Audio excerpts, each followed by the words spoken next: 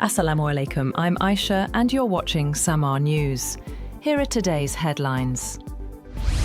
Security forces have killed 12 Indian-sponsored terrorists in an intelligence-based operation in Kalat district of Baluchistan. The military's media wing says the militants belonged to the BLA and were eliminated after an intense exchange of fire. Weapons and explosives were recovered, while sanitization efforts continue under the broader counter-terrorism drive Azm-e-Istikam. The 2025 Belt and Road Media Community Summit Forum has gathered nearly 300 representatives from 20 countries in Yangjiang, China. Delegates discussed international media cooperation, AI-generated content, and cultural exchanges under the theme of renewing the Maritime Silk Road in the intelligent media era. The event also launched the Yangjiang Initiative on international media cooperation.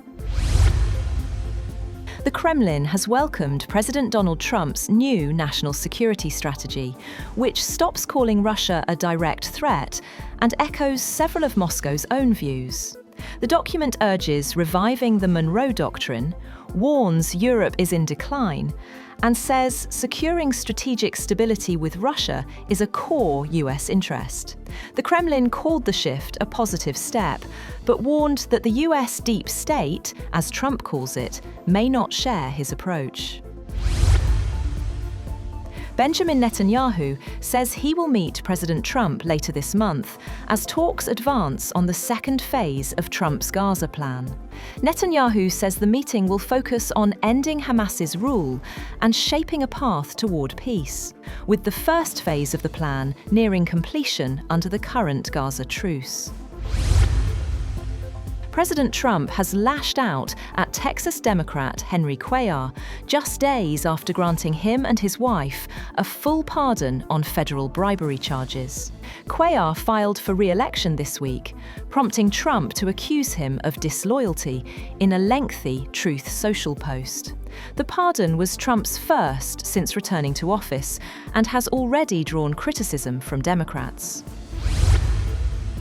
Indian authorities launch a probe after a fire tore through the Birch by Romeo Lane nightclub in Goa, killing 25. 6 injured victims are in stable condition. Goa Chief Minister Pramod Sawant ordered a magisterial inquiry to determine the cause and assign responsibility. Prime Minister Narendra Modi offered condolences and announced compensation for families.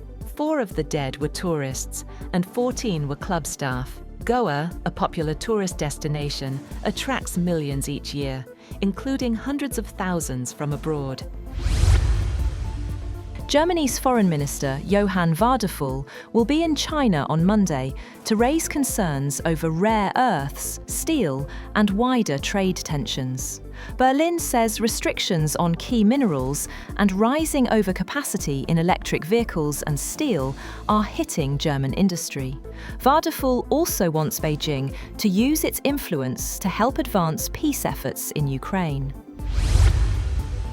Hong Kong held Legislative Council elections on Sunday as the city mourned its deadliest fire in nearly 80 years, which claimed at least 159 lives at Wang Fuk Court in Tai Po. Heavy security was deployed, and authorities urged voter turnout, emphasizing support for fire victims and government reforms. Many residents voiced distrust over the government's handling of the tragedy, with some threatening to boycott the vote. The polls feature only Beijing-approved candidates following the 2021 electoral overhaul, and pro-democracy parties largely remain absent.